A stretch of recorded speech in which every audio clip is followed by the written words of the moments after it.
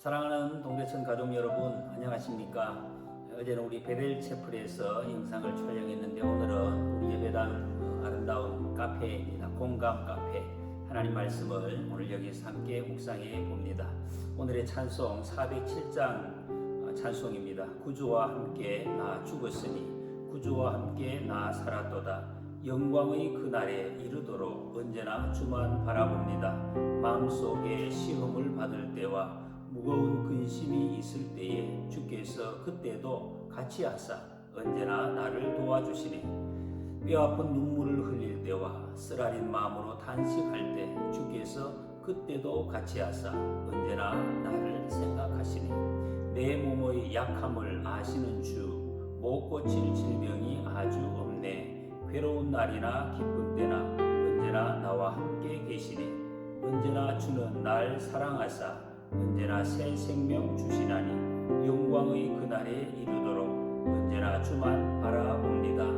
아멘. 오늘의 말씀 로마서 6장 말씀입니다. 로마서 6장 시간 1절에서 제가 11절까지 말씀을 봉독합니다. 그런즉 우리가 무슨 말을 하리요 은혜를 더하게 하려고 죄에 거하겠느냐 그럴 수 없느니라. 죄에 대하여 죽은 우리가 어찌 그 가운데 더 살리요. 무릇 그리스도 예수와 합하여 세례를 받은 우리는 그의 죽으심과 합하여 세례를 받은 줄을 알지 못하느냐. 그러므로 우리가 그의 죽으심과 합하여 세례를 받음으로 그와 함께 장사되었나니 이는 아버지의 영광으로 말미암아 그리스도를 죽은 자 가운데서 살리심과 같이 우리로 또한 새 생명 가운데서 행하게 하려 함이라. 만일 우리가 그의 죽으심과 같은 모양으로 연합한 자가 되었으면 또한 그의 부활과 같은 모양으로 연합한 자도 되리라. 우리가 알거니와 우리의 옛사람이 예수와 함께 십자가에 못 박힌 것은 죄의 몸이 죽어 다시는 우리가 죄에게 종노를 타지 아니하려 함이니 이는 죽은 자가 죄에서 벗어나 의롭다 하심을 얻었습니다. 만일 우리가 그리스도와 함께 죽었으면 또한 그와 함께 살 줄을 믿노니 이는 그리스도께서 죽은 자 가운데서 살아나셨음에 다시 죽지 아니하시고 사망이 다시 그를 주장하지 못할 줄을 알미로라. 그가 죽으심은 죄에 대하여 단번에 죽으심이요 그가 살아계심은 하나님께 대하여 살아계심이니 이와 같이 너희도 너희 자신을 죄에 대하여는 죽은 자요 그리스도 예수 안에서 하나님께 대하여는 살아있는 자로 여길지어다. 아멘.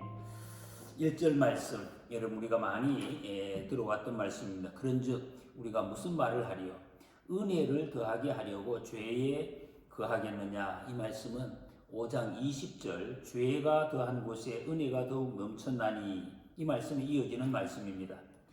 죄를 많이 지은 사람이 하나님의 은혜를 더 많이 이렇게 느낄 수가 있다. 그런 말씀입니다. 죄 많이 지으면 은혜를 더 많이 느낄 수가 있다. 그러면 죄를 더 많이 지으면 좋겠네. 왜? 하나님의 은혜를 계속해서 더 많이 체험할 수가 있으니까. 이런 생각을 우리가 할 수가 있을 것입니다. 그런데 바울을 통한 주님의 말씀은 아주 단호합니다. 그럴 수 없느니라. 그렇게 사는 것은 성도의 모습과 전혀 어울리지 않는다는 것입니다. 말은 맞는 것 같은데 절대 그럴 수 없다 하는 것입니다. 어린아이들이 막 때를 쓰면 그게 맞든 안 맞든 엄마가 줍니다. 해준다고. 근데 나이가 들어서 성인이 되었어도 계속해서 뭔가 하고 싶으면 때를 쓴다. 고집을 부른다. 이래 되면 아주 곤란한 것입니다. 하나님의 백성은 은혜를 더 얻기 위해서 죄를 짓는 은혜를 내가 더 누려야 되겠다, 느껴야 되겠다 해서 죄를 짓는 이런 삶이 아니라 완전히 달라진 삶. 세상을 보는 눈이 가치관이 완전히 달라진 삶을 사는 사람, 이 사람이 바로 하나님의 백성들입니다. 2절에 그럴 수 없느니라. 죄에 대하여 죽은 우리가 어찌 그 가운데 더 살리요. 3절에 무릇 그리스도 예수와 합하여 세례를 받은 우리는 그의 죽으심과 합하여 세례를 받은 줄을 알지 못하느냐 하십니다. 사도 바울은 성도가 된 표시를 세례라고 지금 이렇게 말씀합니다. 세례 받으면 성도가 되는 것입니다. 그러면 그리스도인이 되고 교인이 되는 것, 이 세례라는 의미가 무엇인가 하는 것입니다. 여러분 세례는 물로 씻는다. 원래 씻을 새, 씻는 예시 이런 뜻입니다. 그래서 죄를 씻는 예시 이렇게 우리가 흔히 생각하기가 쉽습니다. 근데 성경적으로 보면 사실 그런 뜻과는 조금 차이가 있습니다. 바울은 이것을 그냥 씻는 정결케 되는 이런 정도가 아니라 죽음이 죽고 사는 것. 죽음이 완전히 청산되고 생명만 남는 것. 이것을 세례 의식이다. 이제 완전히 죽고 완전히 살았다. 새로운 생명만 남아있다 하는 것을 확증해주는 예식. 이것이 바로 세례라고 말씀하고 있습니다. 세례는 본래 물속에 잠겼다가 나오는 것입니다. 물속으로 완전히 들어갔다. 침례라고 이제 말하기도 하죠. 그래서 세례 받은 사람은 죽은 자입니다. 이 우리의 정체성을 우리가 알아야 된다. 우리가 누군지 죽었다. 완전히 죽고 완전한 새 사람이 된 사람. 이게 하나님의 사람입니다. 이걸 확인하지 못하면 세례 받았다 사실은 그렇게 말을 할 수는 없습니다. 다시 살아난 사람. 그리스도 안에서 전혀 다른 새로운 피조물이 된 것. 새로운 피조물이 되었어요. 되었기 때문에 다시 물속에 집어넣어도 돌아갈 수가 없어요. 다시는 돌아갈 수 없는 사람이 되었다. 이런 뜻입니다. 돌아갈 것도 없습니다. 그리스도의 부활과 같은 모양으로 또 생명으로 계속 갈 수밖에 없으면 넘어져도 가고 물에 빠져도 가고 죄에 오염되어도 다시 갈 길은 한 길밖에 없습니다. 그리스도를 향해서 생명을 향해서 부활의 생명으로 그냥 나아갈 수밖에 없는 그런 사람이 되었다는 것입니다. 이 성도는 세례를 통해서 주님과 예수님과 그리스도와 합해진 사람이다 라고 말씀하고 있습니다. 그러면 이 세례를 통해서 우리에게 어떤 일이 일어났는가? 6절 7절 말씀입니다. 우리가 알거니와 우리의 옛사람이 예수와 함께 십자가에 못 박힌 것 죄의 몸이 죽어 다시는 우리가 죄에게 종노릇하지 아니하려 함이니 이는 죽은 자가 죄에서 벗어나 의롭다 하심을 얻었음이라. 우리는 더 이상 죄의 종이 아닙니다.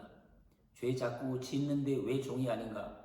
지어도 죄의 종이 아닙니다. 이제는 더 이상 딸려갈 수가 없습니다. 죄의 경향성이 여러분 아무리 어제 우리가 뜨거운 성령 체험을 하고 내가 깊은 영적인 경험을 했다 하더라도 오늘 다시 죄의 유혹을 받습니다. 강하게 우리 속에서 일어난다는 것입니다. 그러나 더 이상 그 죄가 우리를 지배할 수는 없는 것입니다. 계속 끌어갈 수가 없다는 것입니다. 왜? 성령님께서 도우시고 새롭게 하시고 인도해 주시기 때문입니다. 세례받은 우리는 죄에 대하여 당연히 죽은 삶을 살아야 되는 거예요. 우리가 그런 사람, 죄에 대해서는 죽은 삶을 살아야 하는 사람. 아이들이 귀찮은 것 막 시키면은 그런 경우가 있죠. 동물들도 그래요. 막 못 들은 척하고 자는 척하고 반응을 안 합니다. 반응 왜? 내가 싫기 때문에 반응 안 하는 거죠. 그런데 자기가 좋아하는 일을 이야기하면은 문 닫아놨다가도 벌떡 일어납니다. 이 자기가 하고 싶은 거죠. 세례를 받은 자는 지금부터 죄에 대해서는 반응 안 하는 것입니다. 들려옵니다. 유혹이 옵니다. 내가 감지가 돼요. 그러나 반응을 안 해요. 일부러 반응을 안 하는 것입니다. 그게 내 생각. 그게 아니라 하나님의 말씀에는 반응합니다. 하나님이 말씀하셨다면 자다가도 벌떡 일어나는 거죠. 문을 닫았다가도 일어난다는 것입니다. 왜?